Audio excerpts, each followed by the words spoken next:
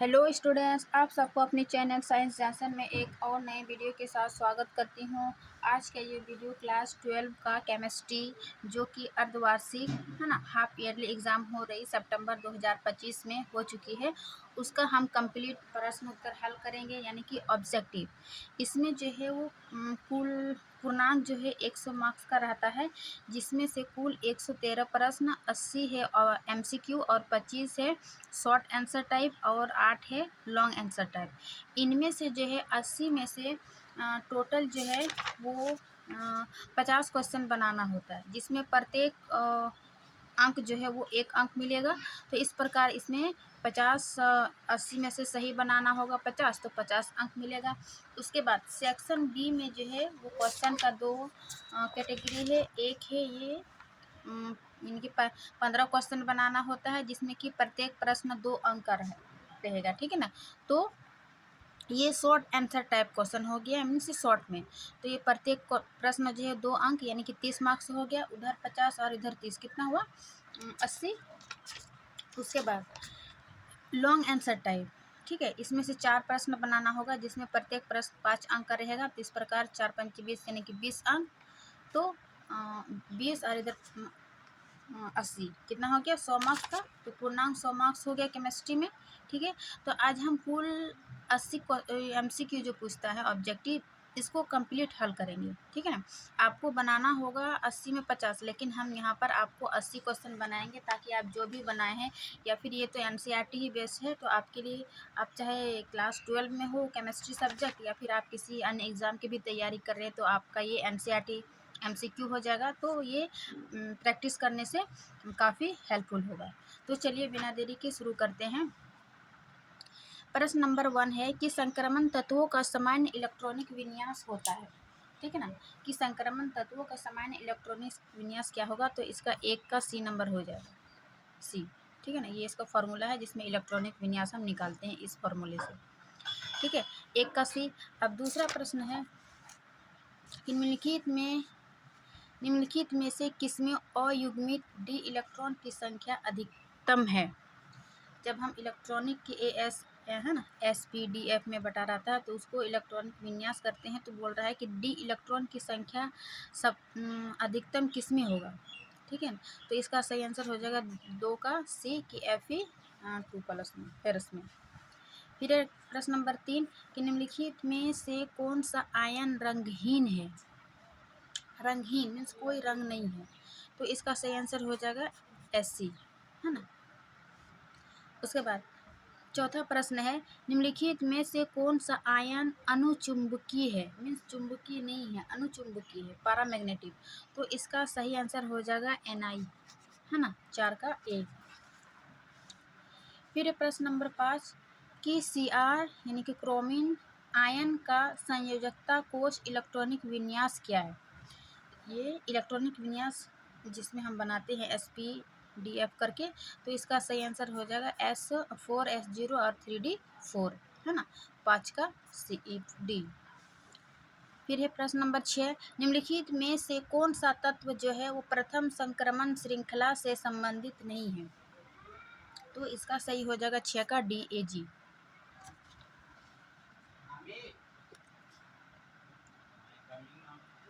फिर है 7वां प्रश्न निम्नलिखित में से किस संक्रमण धातु आयन का चुंबकीय आघूर्ण सबसे कम है, ठीक। 7वां प्रश्न है कि निम्नलिखित में से किस संक्रमण धातु आयन का चुंबकीय आघूर्ण सबसे कम होगा। तो इसका सही आंसर हो जाएगा 7 का D CO, कोबाल्ट 3 का, ठीक है। फिर 8वां प्रश्न है कि संक्रमण धातुएं किस ब्लॉक से संबंधित है ना। 4 प्रकार के होती है SPDF। तो संक्रमण धातु जो है वो किस ब्लॉक से संबंधित है। तो इसका सही आंसर हो जाएगा D ब्लॉक। D ब्लॉक में ही संक्रमण धातु आते हैं, ठीक है, 6 का C सही, 8 का। फिर है प्रश्न नंबर 9 निम्नलिखित में से कौन तत्व एक्टिनाइड नहीं है, मीन्स कौन सा तत्व एक्टिनाइड नहीं है। तो इसका सही आंसर हो जाएगा 9 का TB यानी कि टर्बियम। ये लैंथेनाइट है, ठीक है ना। जबकि एक्टिनाइट UCF और CM है, और लेंटेनाइट TB है, सॉरी लेंटेनाइड ये नहीं है, ये एक्टिनाइड है ना, एक्टिनाइड नहीं है, तो ये टीबी एक्टिनाइड नहीं है, ये क्या है लेंटेनाइड है, ठीक है ना, बाकी सभी एक्टिनाइड है। फिर ये प्रश्न नंबर 10 कि 3D10 और 4s0 इलेक्ट्रॉनिक विन्यास प्रदर्शित करता है, ये किसका इलेक्ट्रॉनिक विन्यास प्रदर्शित करता है, तो इसका जेड का हो जाएगा, है ना, जेड है जिंक का। फिर ये 11 नंबर कि पोटासियम फेरोसाइनाइड में लोहे की ऑक्सीकरण संख्या है, पोटेशियम फेरोसाइनाइड में लोहे की ऑक्सीकरण संख्या कितनी हो जाएगी, तो इसका हो जाएगा +2, है ना, 11 का सी नंबर। फिर ये 12 नंबर संक्षारक ऊर्ध्वपातन का सूत्र है, संक्षारक ऊर्ध्वपातन का क्या सूत्र है, ये इसका HgCl2, 12 का ए सही हो जाए, HgCl2 मतलब मरकरी क्लोराइड। फिर ये प्रश्न नंबर 13 परमैंगनिक एसिड का सही सूत्र है, परमैंगनिक एसिड का सही सूत्र क्या हो जाएगा, ये HMnO4, है ना, HMnO4 परमैंगनिक एसिड का सही सूत्र हो जाएगा।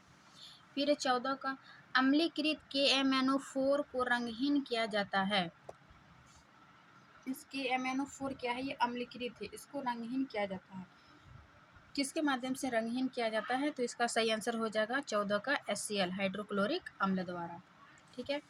फिर ये 15 नंबर AgNO3 एक लाल अवक्षेप देता है, ठीक, AgNO3 एक लाल अवक्षेप देता है किसके साथ, तो ये इसका सही हो जाएगा 15 का एक K2CrO4 के साथ AgNO3 जो है एक लाल अवक्षेप देता है। फिर ये प्रश्न नंबर 16 कि 4+4 आयन में से किसका 4F उपकोष जो है वो अर्धपूर्ण है, ठीक है, तो इसका हो जाएगा TB यानी कि टर्बेरियम, जो अभी हम देखें ये क्या है लेंटेनाइट में है। फिर ये प्रश्न नंबर 17 निम्न में किसका 5F उपकोष अर्धपूर्ण हुआ है, ठीक है ना, तो इसका सही आंसर हो जाएगा AM और CM 5 कोष जो है वो अर्धपूर्ण रहा है। फिर 17 का +7 ऑक्सीकरण अवस्था दर्शाने वाले एक्टिनाइड है, मीन्स इसमें जो है सभी +7 ऑक्सीकरण अवस्था दर्शाते हैं, इनमें से एक्टिनाइड कौन सा है, तो ये 18 का ए हो जाएगा U और NP, है ना। फिर प्रश्न नंबर 19 कि रेडियोधर्मी लेंथेनाइट है, मीन्स रेडियोधर्मी लेंथेनाइट क्या है ना, कौन सा है, तो इसका सही हो जाएगा 19 का सी प्रोमेथियम, है ना, प्रोमेथियम PM। फिर ये 20 नंबर यौगिकों का वह युग्म जो एक साथ मौजूद रह सकता है, यौगिकों का वह युग्म जो एक साथ मौजूद रह सकता है वो क्या है, कौन सा तत्व है, तो इसका हो जाएगा 20 का सी FeCl2 और SnCl2, ठीक। फिर ये 21 का कि चुंबकीय आघूर्ण 2.83 bm निम्नलिखित में से किस आयन द्वारा दर्शाया गया है, तो इसका सही आंसर हो जाएगा Ni, है ना, निकेल के साथ चुंबकीय आघूर्ण 2.83 bm दर्शाया गया, आयन द्वारा दर्शाया गया Ni। फिर है प्रश्न नंबर 22 गैडोलिनियम का इलेक्ट्रॉनिक विन्यास है ना, इलेक्ट्रॉनिक विन्यास से कितना ऑब्जेक्टिव पूछा जाता है, तो इलेक्ट्रॉनिक विन्यास आप लोग अच्छे से केमिस्ट्री में पढ़ लीजिएगा, 12 में 11 में भी है थोड़ा बहुत और 12 में कम अच्छा से, ठीक है। तो गैडोलिनियम का इलेक्ट्रॉनिक विन्यास जो होगा ये A नंबर, ठीक है। फिर प्रश्न 23 कि निम्नलिखित में से वह यौगिक जो अनुचुंबकीय और रंगहीन दोनों रूप में है, निम्नलिखित में वह यौगिक जो अनुचुंबकीय और रंगहीन दोनों रूप में है, 23 का क्या हो जाएगा, ये हो जाएगा 23 का सी नंबर VOSO4। फिर हम अगला प्रश्न देखते हैं 24 नंबर क्या है, जलीय माध्यम में कौन सा सबसे कम स्थिर है, यानी कि जलीय माध्यम में कौन सा सबसे कम स्थिर है, तो इसका सही हो जाएगा Fe2। फिर प्रश्न नंबर 25 निम्नलिखित में से किसे आसानी से अपचयित किया जा सकता है ना, मतलब रिड्यूस, किसको आसानी से रिड्यूस किया जा सकता है, तो इसका 25 का सही होगा C CO CO4, ठीक है। फिर 26 नंबर, लोहे की सबसे स्थिर ऑक्सीकरण अवस्था है, जिसका +3 है ना रहती है, वो ऑक्सीकरण अवस्था है सबसे स्थिर। फिर है 27 नंबर कि प्रथम संक्रमण श्रेणी के धातु आयन का चुंबकीय आघूर्ण 2.83 bm है, अतः इसमें अयुग्मित इलेक्ट्रॉन होंगे। ठीक है, तो 27 का सही हो जाएगा 2, इसमें 2 अयुग्मित इलेक्ट्रॉन होंगे। फिर 28 का COCl NH3 है ना, इसमें होल 5 +2 संकुल आयन में CO की ऑक्सीकरण संख्या है। तो इसमें ऑक्सीकरण संख्या निकालने की थ्योरी देख लीजिएगा, ऑक्सीकरण संख्या इसका होगा +3। ठीक है, फिर है प्रश्न नंबर 29 कि निम्नलिखित में से कौन सा उभयदंती जो है वो लिंगेडो का युग्म है, तो इसका सही आंसर हो जाएगा ए, 29 का ए। फिर है 30 का कि निम्नलिखित में से किसकी विलयन में मोलर चालकता सबसे अधिक है, तो 30 का सही हो जाएगा ए नंबर, इसकी मोलर चालकता जो है वो सबसे अधिक है। फिर है 31 कि K3Cr है ना, क्रोमीन OX3 में क्रोमीन की जो है समन्वय संख्या क्या है, तो इसका सही हो जाएगा 31 का 6 नंबर, 6 ए। फिर 32 का NiGlY2 में केंद्रीय धातु का EAN क्या है, हाँ, तो 32 का सही हो जाएगा 34, यानी कि ऑप्शन बी आंसर। फिर 33 का कि निम्नलिखित में से कौन सा CrCOX में X का सही मान होगा, है ना, X का मान निकालने के लिए, तो इसका सही होगा 33 का 6, X का मान क्या हो जाएगा 6। फिर है 34 का कि निम्नलिखित में कौन सा संकर जो है वो आयन प्रतिचुंबकी है, तो इसका सही हो जाएगा NiCO4 का जो है आयन प्रतिचुंबकीय है, बाकी सभी जो है प्रतिचुंबकीय, बाकी A B D जो है ये पैरामैग्नेटिक है ना, और ये है डायमैग्नेटिक NiCO4 यानी कि प्रतिचुंबकीय, बाकी तीनों क्या है पैरामैग्नेटिक। फिर है 35 का CuSO4 है ना, और 5H2O को किस प्रकार दर्शाया जाता है, तो 35 का सही हो जाएगा, इसको CuSO4 5H2 इसको सभी से दर्शाया जाएगा, तो इसलिए इसमें से हो जाएगा इनमें से सभी, 35 का डी। फिर 36 का NiC2O4 का होल 4 में Ni की समन्वय संख्या क्या होगा, Ni मतलब निकेल की समन्वय की संख्या, तो इनमें से जो है 36 का डी हो जाएगा, यानी कि 6। फिर 37 का निम्नलिखित में से कौन अधिकतम आयनिक चालकता प्रदर्शित करेगा, ठीक है ना, 37 का सही आंसर हो जाएगा डी, ये अधिकतम आयनिक जो है वो चालकता प्रदर्शित करेगा। ठीक है, फिर 38 का क्या है, Ca है ना 2 आयन के साथ एक अष्टफलकीय संकुल बनाने के लिए कितने EDTA अणुओं की आवश्यकता होगी, तो इसका सही आंसर हो जाएगा 1, यानी कि 38 का बी नंबर। फिर 39 का COH2O6 और Cl2 के जलीय विलयन में कितने आयन उत्पन्न होते हैं, ठीक है, तो इसका सही आंसर हो जाएगा 3, 39 का बी 3। फिर 40 का एल्युमिनियम की समन्वय संख्या क्या है, एल्युमिनियम की समन्वय संख्या क्या हो जाएगी, ये 40 का बी नंबर 6। फिर पोटेशियम फेरिसाइनाइड में लिंगेड है, पोटेशियम फेरिसाइनाइड में लिंगेड क्या है CN, 41 का बी नंबर। फिर 42 का निम्नलिखित में से किस संकुल में धातु की ऑक्सीकरण अवस्था जो है वो शून्य है, किस संकुल में धातु ऑक्सीकरण अवस्था शून्य है, तो इसका सही आंसर हो जाएगा 20 CrCO6 बी नंबर।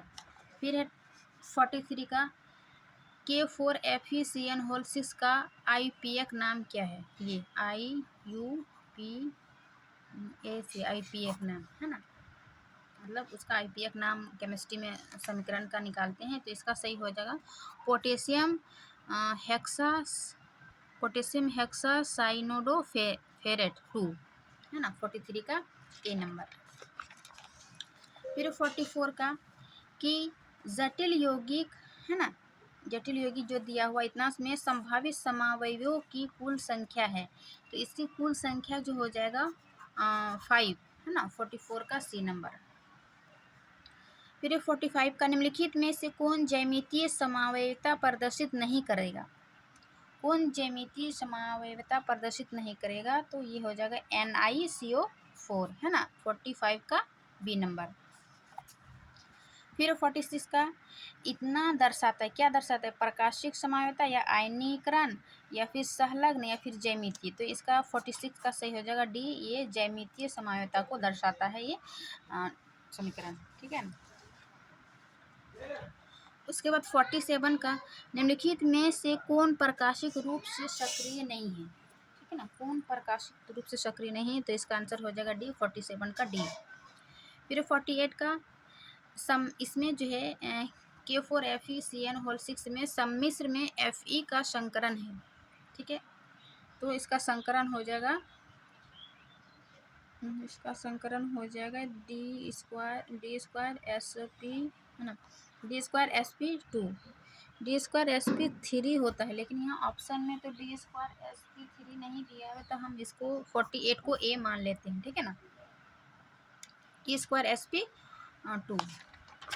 फिर है 49 का CuNH3 4Cl2 का आकार है ना, इसका आकार क्या हो जाएगा, वर्ग समतलीय, 49 का सी वर्ग समतलीय। हाँ, फिर है 50 का सबसे मजबूत क्षेत्र लिंगेट कौन सा है, तो इसका सही आंसर हो जाएगा CN, ये 50 का बी नंबर। फिर है 51 का कि इतना में जो है वो ज्यामितीय समावयवी होंगे, तो 51 का सही आंसर हो जाएगा 3, बी नंबर। फिर है 52 का कि निम्नलिखित में कौन सा एक ऑर्गेनोमेटलिक यौगिक है ना, तो इसका सही हो जाएगा ए, 52 का ए नंबर। फिर है 53 का 1.73 bm का चुंबकीय आघूर्ण निम्नलिखित में से किस एक के द्वारा दर्शाया गया है, तो 53 का सही हो जाएगा डी नंबर। फिर है 54 का एथिलीन डाइब्रोमाइड है, 54 का डी नंबर, ये एथिलीन डाइब्रोमाइड है, ये IPF नाम है इसका, ठीक है। उसके बाद 55 का देखेंगे हम कि इतना समय इस अभिक्रिया क्या कहलाती है ना, जो अभिक्रिया दिया है उस अभिक्रिया को क्या कहेंगे, तो इसका आंसर हो जाएगा स्वार्ट्स इस अभिक्रिया का नाम है। फिर है 56 का कि जेम जो है डाइब्रोमाइड है, जेम डाइब्रोमाइड ये किसका नाम है, किसका IPF नाम है, तो इसका हो जाएगा C3 CBr2CH3 का, ये जेम डाइब्रोमाइड नाम है इसका, 56 का बी नंबर। फिर 57 का जो ये समीकरण दिया हुआ है x + y, इनमें इसमें जो है x और y है, इनमें x और y क्या है ना, जो हल करके समीकरण निकाले, तो इसका सही आंसर हो जाएगा ये 67 का बी नंबर। फिर है 57 का बी नंबर। फिर है 58 का निम्नलिखित अभिक्रिया का उत्पाद क्या है, तो इसका सही आंसर हो जाएगा बी, ये इस अभिक्रिया का उत्पाद है, यानी कि ये समीकरण दिया हुआ है, इसका उत्पाद जो है ये दिए होगा। फिर है 58 59, केमिस्ट्री में सारा समीकरण ही दिया हुआ। 59 का क्या है, निम्नलिखित अभिक्रिया में ए तथा बी क्या है, अभिक्रिया ए क्या है ये, और अभिक्रिया बी क्या है ये, तो इन दोनों में से इन दोनों अभिक्रिया को क्या है, उसको ये 59 का बी हो जाएगा, ठीक है, सही आंसर। फिर है 60 का कि समान ताप पर निम्नलिखित में कौन सा द्रव है, ठीक है, तो इसका 60 का ए हो जाएगा CH3I, मिथाइल आयोडाइड, ये जो है समान ताप पर द्रव है। फिर 61 का निम्नलिखित में से किसका उपयोग अग्निशामक यंत्रों में किया जाता है ना, अग्निशामक यंत्र आग बुझाने वाले यंत्र में किया जाता है, इसका किसका, तो इसका सही आंसर हो जाएगा CCl4, कार्बन टेट्रा क्लोराइड, है ना, इसको अग्निशामक यंत्रों में यूज किया जाता है। फिर 62 का निम्नलिखित में से कौन सा एक संवेदनहारी है ना, संवेदनाहारी है, तो 62 का हो जाएगा ये CHCl3। फिर आगे हम देखते हैं 63 का, निम्नलिखित में से अल्कोहलिक KOH के प्रति सबसे अधिक अभिक्रियाशील है। 63 का सही आंसर हो जाएगा बी, CH3 CO CH2 और Br। ये क्या है, KOH के प्रति सबसे अधिक अभिक्रियाशील है। 63 का बी हो जाएगा सही। फिर है 64 का कि SN1 अभिक्रिया डैश में अधिक तेजी है ना, उसको रिक्त स्थान भरना है, तो इसका सही आंसर हो जाएगा सी, ये सी आएगा इसमें रिक्त स्थान में, 64 का सी। फिर है 65 का पी टोलुइडिन एवं क्लोरोफॉर्म एल्कोहलिक KOH के साथ बनाता है, मीन्स पोटेशियम हाइड्रोक्साइड के साथ क्या बनाता है, तो इसका सही हो जाएगा 65 का बी नंबर। फिर है 66 का कौन AgNO3 के साथ सफ़ेद अवक्षेप देता है, ठीक है ना, तो ये 66 का हो जाएगा सी, इसके साथ जो है वो AgNO3 के साथ सफ़ेद अवक्षेप देता है।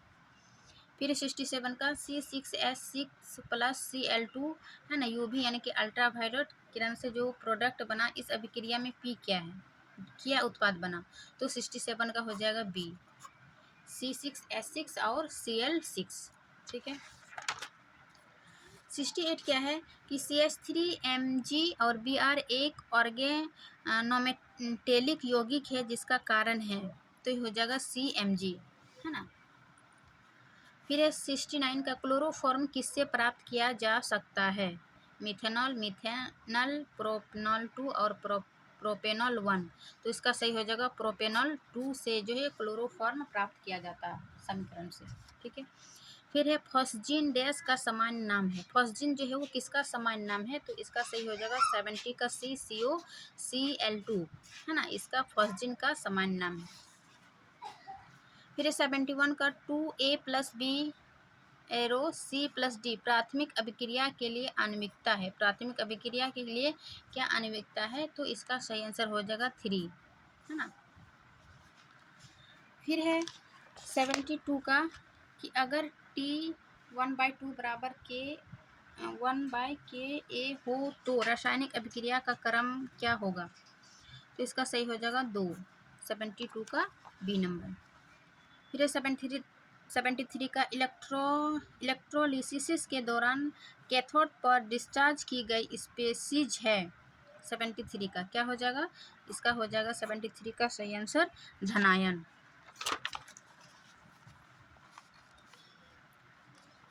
फिर 74 का AgNO3 विलयन से 108 ग्राम चांदी जमा करने वाली विद्युत की मात्रा है, तो इसका सही आंसर हो जाएगा 74 का सी नंबर 1 फैराडे, ठीक। फिर 75 का निम्नलिखित में से कौन विद्युत का संचालन करता है, कौन विद्युत का संचालन करता है, 75 का सही हो जाएगा ये fused NaCl, fused sodium chloride, 75 का ए सही रहेगा। फिर है 76 का कि एक सेल में रेडॉक्स अभिक्रिया की व्यवहार्यता के लिए EMF होना चाहिए, क्या होना चाहिए, तो ये इसका 76 का हो जाएगा बी, यानी कि धनात्मक होना चाहिए रेडॉक्स अभिक्रिया की व्यवहार्यता के लिए, ठीक है ना। फिर है 77 का पानी में एक गैर इलेक्ट्रोलाइट के 0.05 m विलयन का हिमांक बिंदु है ना, तो इसका हो जाएगा 0.093 डिग्री सेल्सियस, सी नंबर 77 का सी। फिर 78 का कि शुद्ध जल की मोलरता क्या है, मोलरता है ना, तो ये मोलरता क्या है, तो इसका 78 का हो जाएगा सी, 55.5 m मोलरता। फिर 79 का HCl यानी कि हाइड्रोक्लोरिक अम्ल एवं H2O का एजियोट्रॉपिक मिश्रण में क्या होता है, H2O होता है या फिर HCl होता है, मतलब कितना परसेंट किसका होता है, तो HCl का जो है वो 7 एजियोट्रॉपिक मिश्रण में ये डी नंबर हो जाएगा, है ना, 20.2% HCl। फिर है आज का ये MCQ क्वेश्चन का लास्ट क्वेश्चन 80 कि 25 डिग्री सेल्सियस पर उच्चतम ऑस्मोटिक दाब निम्नलिखित में किसके 0.1 m विलयन द्वारा प्रदर्शित होता है, तो इसका सही का आंसर हो जाएगा 80 का ए, CaCl2, है ना, कैल्शियम क्लोराइड। तो इस प्रकार जो हम 12 केमिस्ट्री का कंप्लीट 1 से 80 तक प्रश्न हल किए हैं, जिसमें से 50 को बनाना होता है, ठीक है ना। तो हम 80 क्वेश्चन बना दिए, आप मिला लीजिए, या फिर आप MCQ की क्लास में है केमिस्ट्री, तो ये आपके लिए बेस्ट है क्लास 12 का, ठीक है। आशा करती हूँ कि ये जानकारी और ये वीडियो अच्छी लगी होगी। अच्छी लगी तो लाइक एंड सब्सक्राइब ज़रूर करिए। मिलते हैं इसके नेक्स्ट वीडियो में, यानी कि केमिस्ट्री आज 12 की है, नेक्स्ट पार्ट में हम केमिस्ट्री 11 करेंगे, ठीक है ना। तो चैनल को सब्सक्राइब कर लीजिए, ताकि हम जब भी वीडियो डालें तो आपका नोटिफिकेशन जो है सबसे पहले पहुँच जाए। मिलते हैं नेक्स्ट क्लास में, तब तक के लिए थैंक यू।